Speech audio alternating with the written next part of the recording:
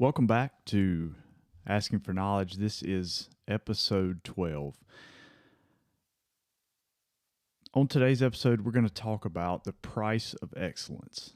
So, anything that we want in life has a price, and we're going to talk about the price of excellence. And per the usual, this will probably be a multi-part series, just because as I got into it, realizing that there's a lot of angles here. There's a lot of things to discuss.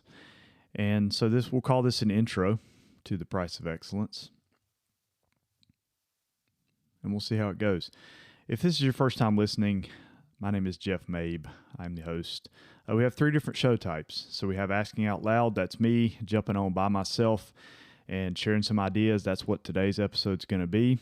We have Ask the Experts, which we will bring in a lot of folks that are going to talk about baseball. They're going to talk about youth development and youth sports and youth performance and all those good things. So really the goal, the mission behind the podcast is to work to get to first principles on everything youth baseball. So that's kind of the mission. That's what we're doing. And then the final version, the final option of what we do is Ask Your Parents. We actually, I believe last episode 11, was the first version of that, where we took some responses from our surveys and we talked about them. So we'll do that. We'll conduct surveys and share the results with you. And we will also bring folks on, that parents that have been through the process, parents that have just experienced a variety of things in youth baseball and in sports, and just give them an opportunity to share their experiences and see what's going on out there. So our goal as an organization is to help young players master the mentality, mechanics, and joy of baseball. We want them to understand the mental process. We want them to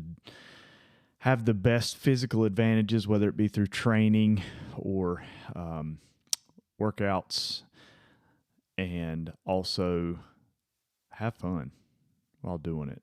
We love baseball. We think it's a beautiful game, and we want as many kids as possible playing it for as long as possible, having the most fun possible. So that's really the key behind who we are and what we want to accomplish with this whole thing. So talking today about excellence. So if we define it, it is defined as the quality of being outstanding or extremely good. So by definition, you are not like everyone else.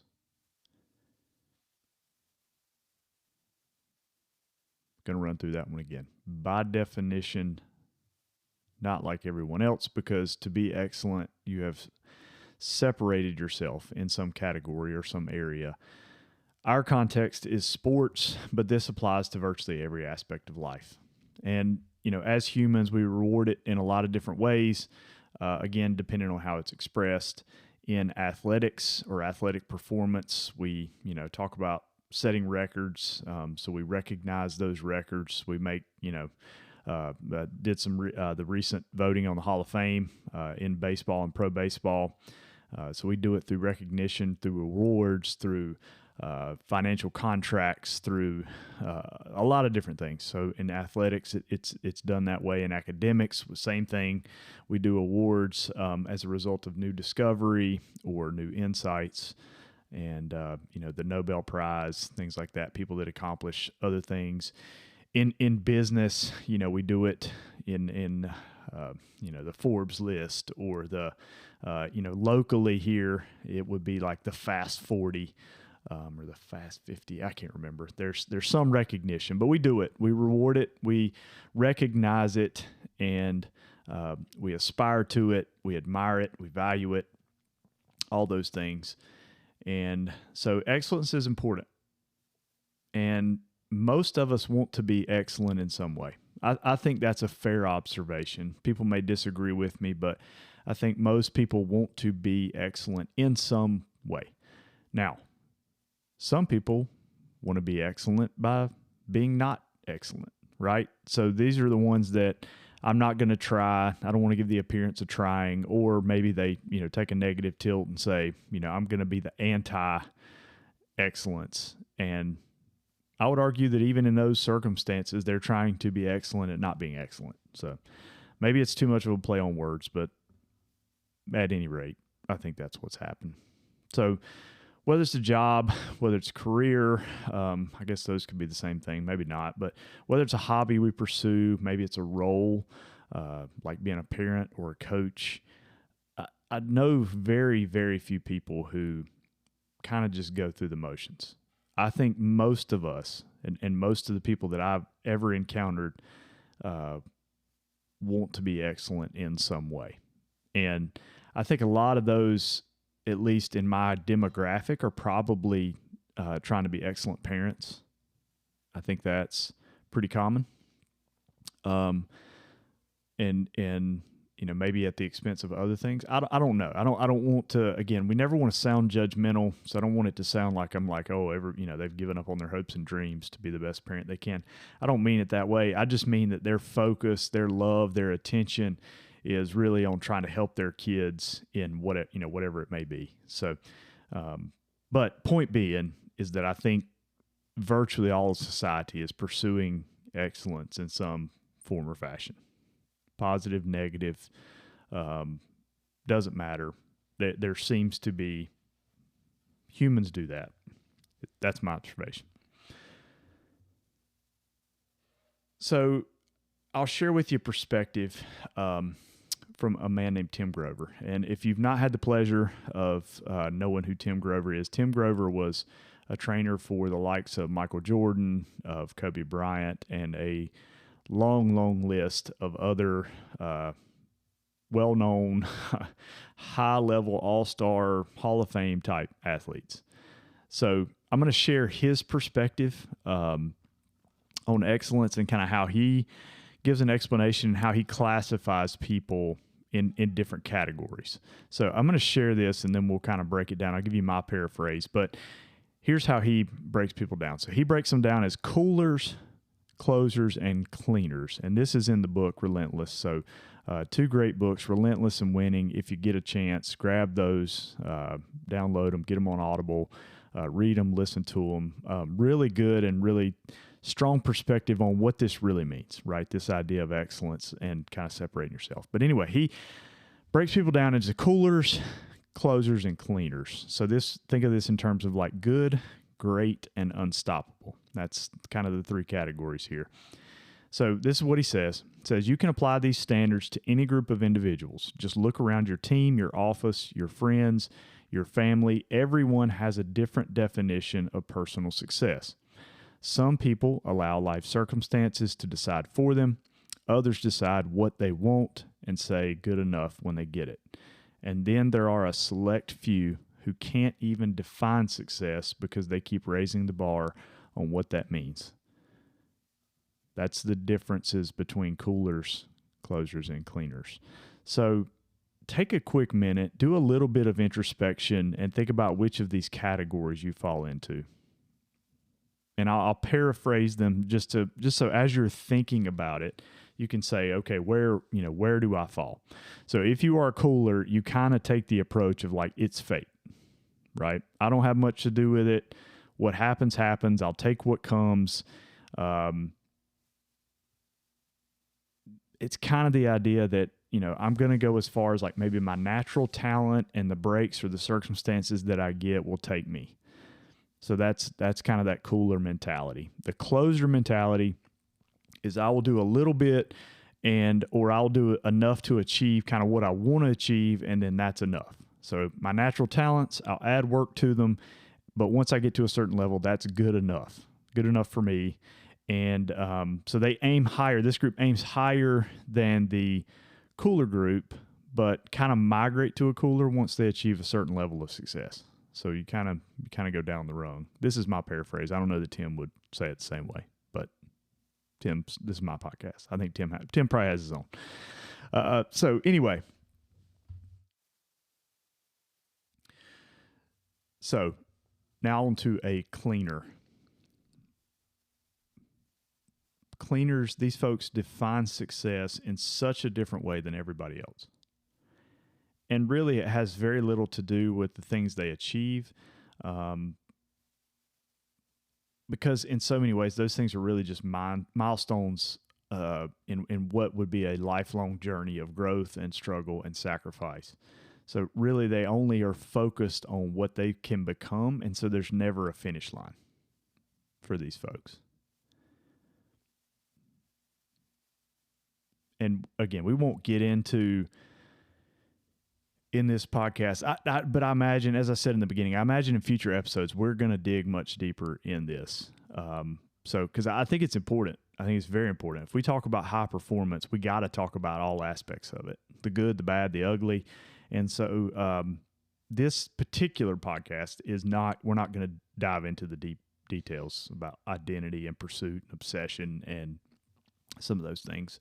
So some of the drivers behind what we would define as a cleaner. But hopefully by now you've listened to this and you've kind of put yourself in one of those three categories to understand kind of where you sit. Again, this is a judgment-free zone. I'm not going to ask you to reply in the comments and say, hey, this is where I fall. But just for your own satisfaction, do some introspection and determine where you sit. And if you want to see a cleaner in action, go watch the Last Dance documentary. I'm sure, Tim Grover, I know, is in that, but it talks about Jordan and his approach, and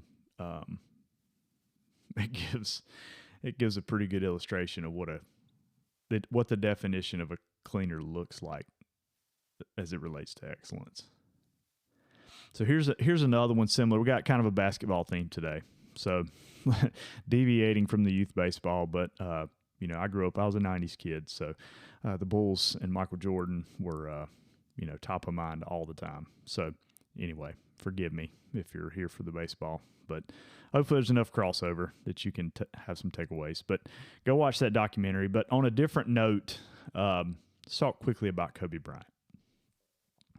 And I, had not really, realized this. I think Tom Bilyeu, Impact Theory, had mentioned this before, talking about Kobe Bryant. But I don't know. I'd not realized, that he had won an Oscar. We all have our own opinions about some of these awards, these movie and whatever awards. But nonetheless, the man had barely retired from basketball and won an Oscar. And you just look at it and say, well, how in the world does a guy that spent 20 years in the NBA, how does he convert that over to making films? And, as you dig deeper, you realize, oh my gosh, this guy, it was the definition of excellence in terms of everything that he did. And I'll give this illustration, this is a little story, but Kobe formed Granity Studios, which was a multimedia original content company, and he was trying to figure out a name. And so he chose the letters from a term that spoke to him, and that term was greater than infinity. And so he chose the word Granity. And it says, for an ambitious man who always pushed himself to the limit, Granity, meaning to him greater than infinity, was the perfect word for his company. So I would say it's pretty safe to say that he defined success much differently than virtually everybody around him. Okay? 5 championships, 2 finals MVPs, 2 gold medals, league MVP, 18-time All-Star, 4-time All-Star Game MVP, yet immediately after retiring, pivots to film and makes a documentary film that wins an Oscar. Pretty impressive. The title of the episode, The Price of Excellence. So where did this come from? Where did this thought come from? So really it came from my son, a conversation with my oldest son. He shoots archery competitively. He's done it just over a year now. And the conversation was prompted because he has moved to an older class. So when he started last year, he was in what was considered to be a youth class. Now he's moved up to a young adult class. And so he is facing much, much stiffer competition. Whereas last year, they're just literally in numbers and in ability, there just wasn't as much competition. And so, when he first started out, he had a lot of success early on.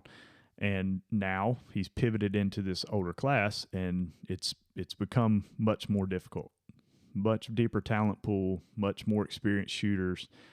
And so, we're having the conversation to just say like, hey, uh, here's the reality that you're facing, right? Um, decide with it, what you want to do about it, how you want to go about it.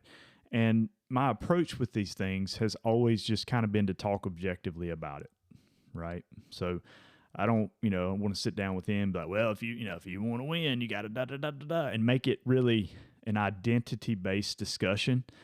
I would much rather present the ideas objectively and let him choose the path that he wants to take. And I don't know if it's right or wrong. Listen, guys, as a parent, everything I suggest is going to be anecdotal because I don't, my kids aren't grown yet. So take it or leave it.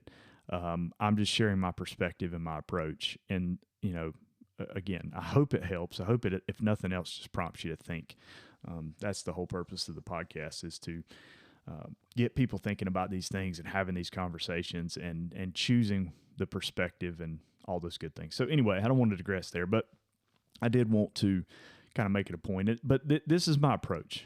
It's like, let's have an objective, honest conversation about where things are. Let's look at the data that's presented to us, right? So in this case, we can look at the scores, the average scores of those that are ahead of them. We can say, okay, how many there are? Okay, this is what needs to be done to achieve success at this level. It's never a fixed thing, right? People are going to score differently at each competition, but we at least kind of know what's been scored to this point so that we can kind of back our way into the improvements that need to be made, right?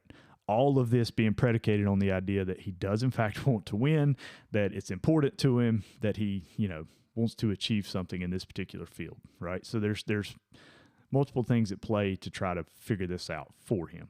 But again, back to it, it's not me projecting onto him, like, of course I want to see him win. And we'll talk about that in a minute. I'm jumping ahead.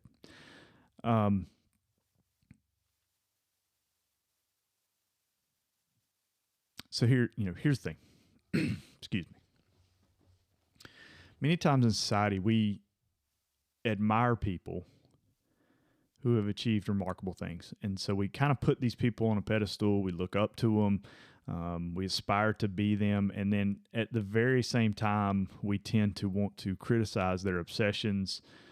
We criticize their motivations. A lot of times we get, with things the way they are now, we have a much better opportunity to see behind the curtain sometimes. And so we, tend to see things that we don't like. And so we end up kind of in one of two camps, either the talent camp or the hard work camp. And this is where it's funny to me because we come up with these phrases. And I've talked about memes briefly before. We'll talk about that more in the future as well, because I think it's important. We come up with these phrases, right? Like hard work beats talent when talent doesn't work hard. We talk about and champion the idea of the Rudies of the world, the little guy, the underdog who overcome those long odds to experience success. But here's the thing, right? The price of excellence. What is the price we're willing to pay to achieve the things that are important to us or the things that we want to achieve? And really, that's a decision no one can make for us. And maybe this is harder to hear, but this is also a decision we can't make for our kids. So where I wanted to get with this is I really think it's my goal for my kids to understand the process of how this works. But also understand, like, I'm no different than any other parent. I want to see my kids win. I want to see my kids have success. I want them to be rewarded for their efforts. I'm a competitive person. Certainly I want them to do it within the rules, to do it with class, to respect their opponents. But I want them to strive for win, to win, excuse me. I want them to get as close to their ultimate potential in whatever field they choose to pursue as they possibly can. So I'm not going to make any bones about what I want for my kids, and I think most of us would fall in that same camp. We want what's good for our kids, but at the same time, I think, I need to realize, we all need to realize the thing inside of us that's pushing us to push them. So I've talked about expectations before, but I'm just going to go through a list of questions here just so you can think through this. And if you need to pause, it would be it would be my honor if people pause this podcast and really genuinely thought and reflected. I hope that happens. If so, I've achieved my goal. But here's some questions. All right. So what do you, and these are questions you ask of yourself, but it's, what do you feel and experience if your child succeeds on talent alone and stands out from everybody else? How do you respond to that? Have you run into that scenario? And if so, what was your natural response? So talk through that, think through that for yourself. On the other side of that, what do you feel? What do you experience? What do you think when they have worked really hard and then they have success? So on one hand, it's, kind of they just show up, they're successful. On the other hand, maybe it was something that they had to work for. What do you feel and experience when those two different situations happen? Two more questions, and we'll talk about it just briefly. But when you praise your children, what does it sound like? Do you praise the performance?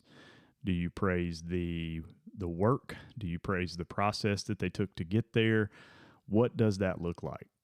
So take some time with those questions and just really reflect on what you go through, after a good game, after a bad game, after a successful game, and really think about and analyze how you respond to them.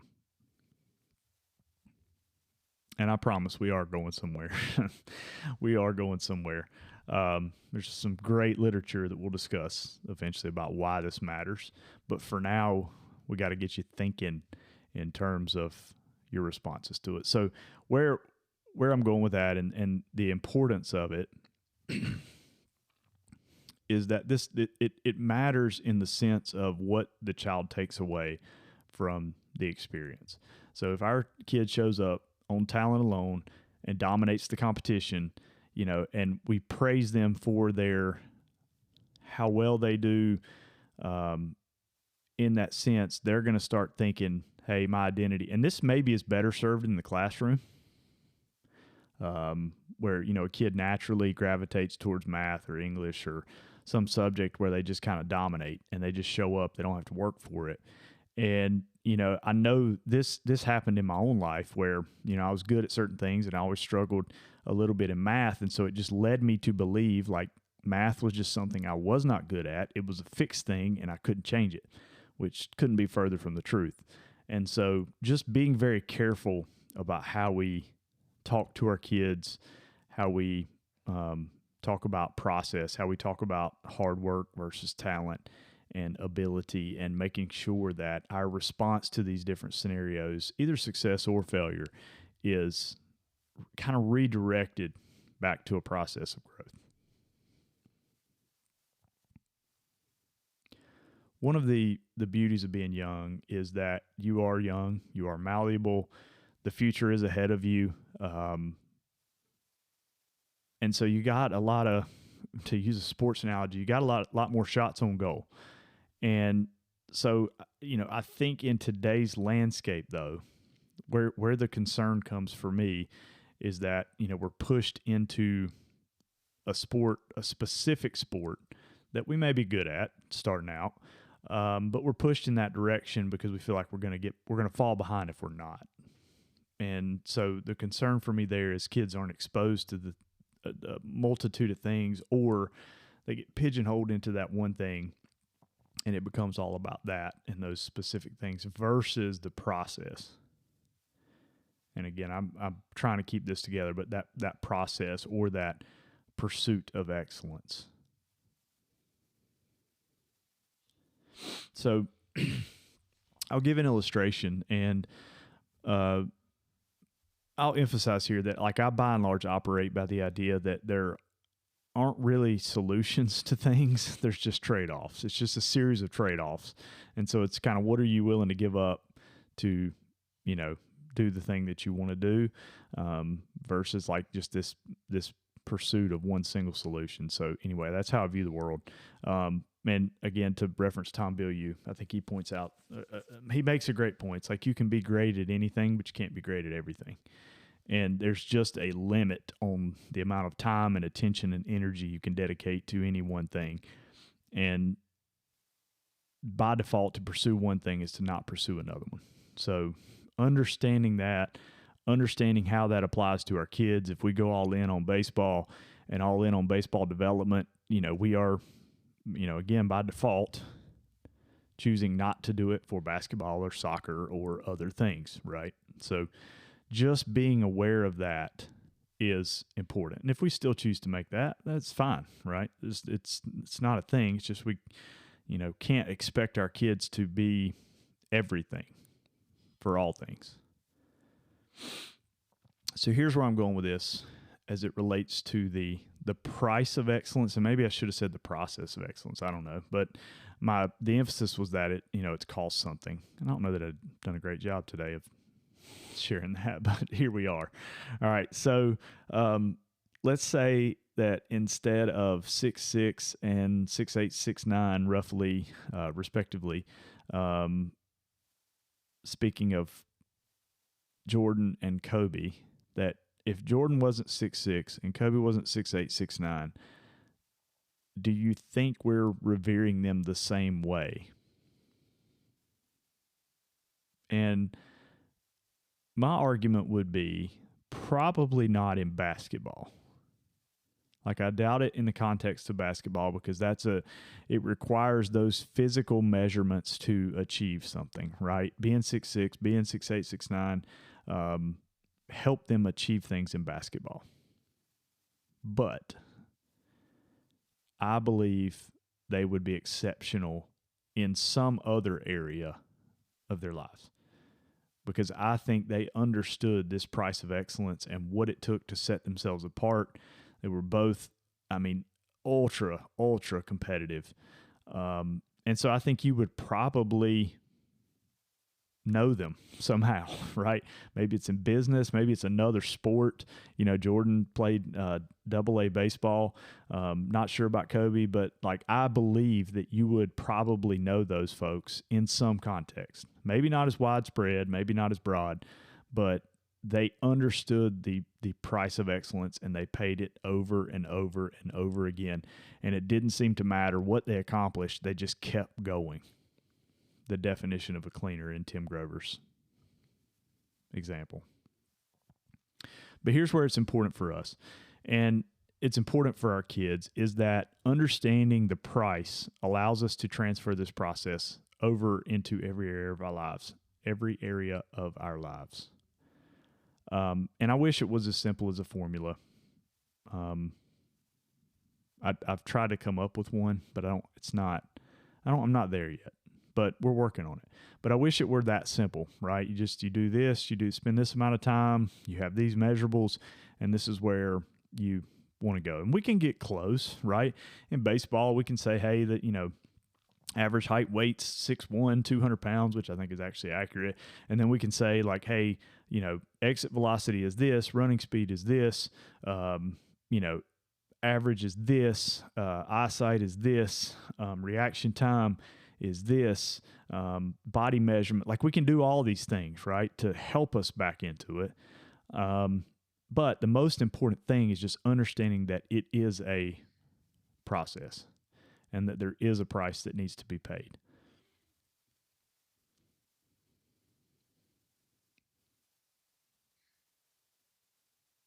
So one of the things here, and I apologize ahead of time if this does sound judgmental, but I frequently see where parents want excellence for their children more than the children want or even understand it for themselves.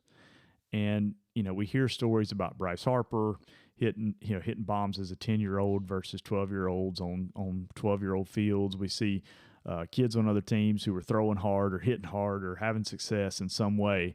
And so we in turn put more pressure on our own kids to, try to match up, to try to improve to that standard, to try to stand out in some way. And yes, we need to make sure that they raise their level of competition to those that are the best if we want them to achieve. That goes without question. But the big thing is I want to make sure we keep the focus on the part that we need to keep the focus on. And that is, what does excellence look like? What does it require? Right? These are folks that maybe baseball's not going to be the thing, but maybe they're the next I don't know, fill in the blank, brain surgeon, Elon Musk, whatever. I don't know. Like it could be a lot of different things, but maybe that's who they are destined to be. And by teaching them this process, they can put themselves on a path to being that. If we leave it just to baseball and specific to baseball, I feel like we're missing an opportunity.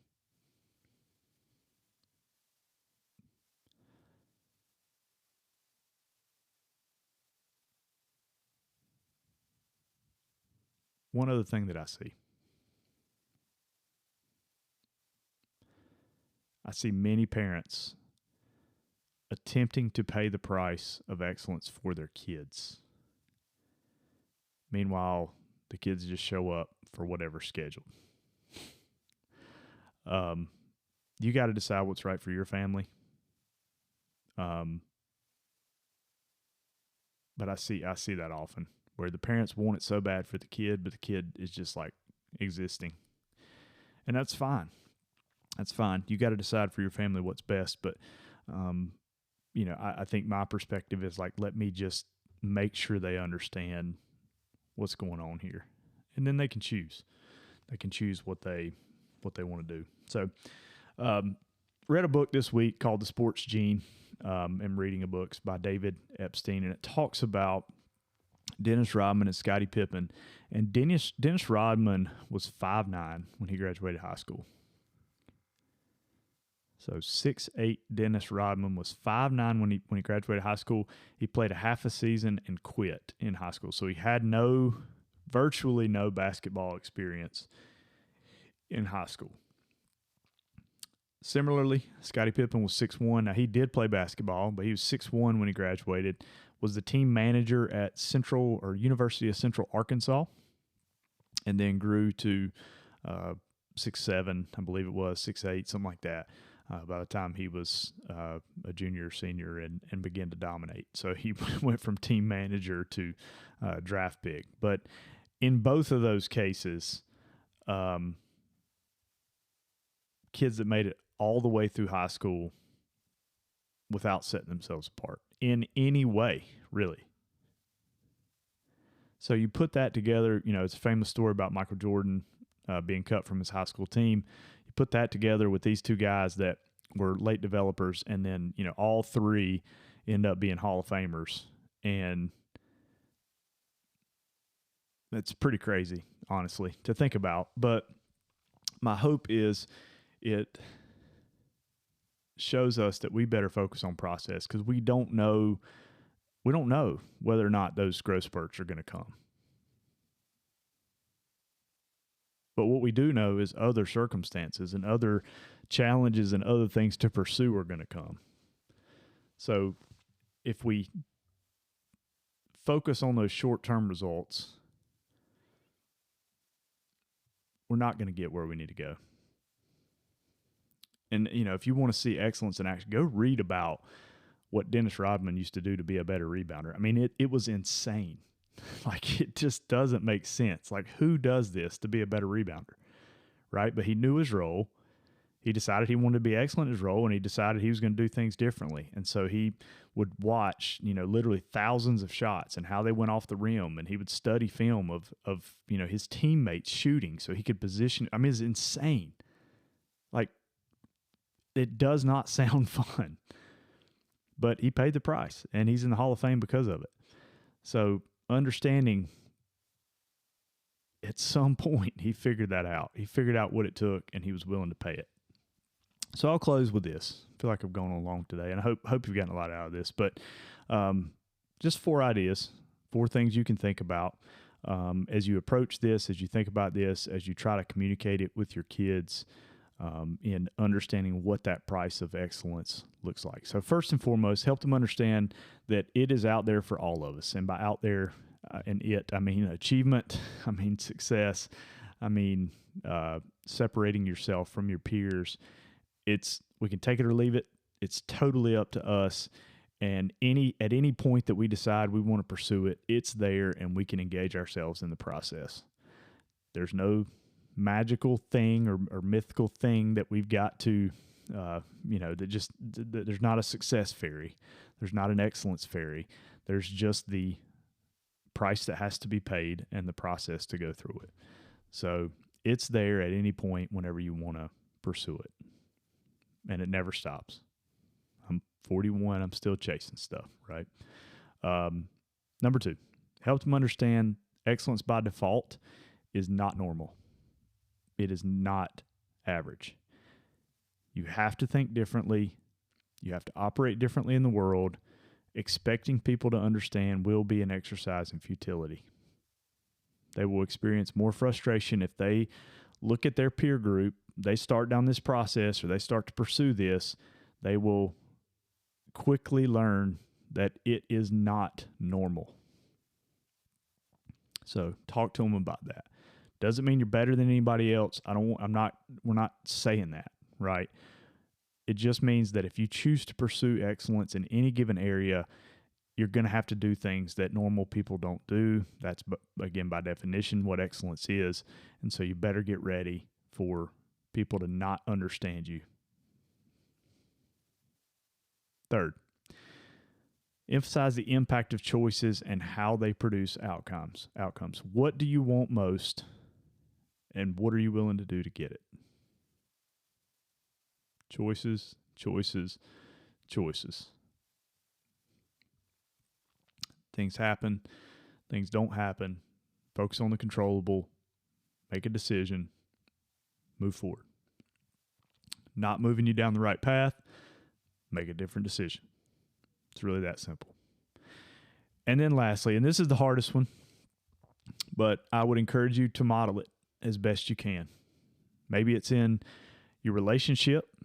Maybe it's in your job. Maybe it's in the way that you take care of your body.